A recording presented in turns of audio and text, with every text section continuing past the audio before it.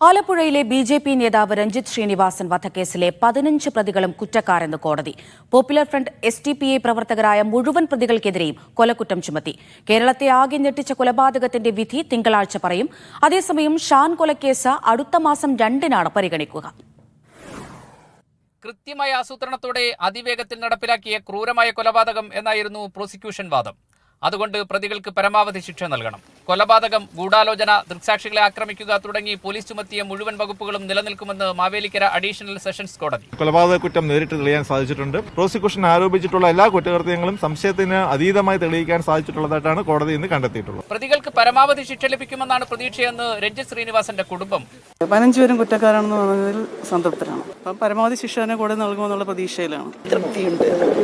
Ranjith Sreenivasan 2021 December 19-നാണ് കൊല്ലപ്പെടുന്നത്. വയലാറിൽ RSS പ്രവർത്തകനായ നന്ദു കൊല്ലപ്പെട്ടതിന്റെ തുടർച്ചയായിട്ടാണ് എസ്.ഡി.പി.ഐ സംസ്ഥാന സെക്രട്ടറിയായിരുന്ന KS ഷാനും മണിക്കൂറുകൾക്കകം രഞ്ജിത്ത് ശ്രീനിവാസനും കൊല്ലപ്പെടുന്നത്. ഷാൻ വധക്കേസിൽ 11 RSS ബി.ജെ.പി. പ്രവർത്തകർ അറസ്റ്റിലായിരുന്നു. ഇവരെല്ലാം ഇപ്പോൾ ജാമ്യത്തിലാണ്.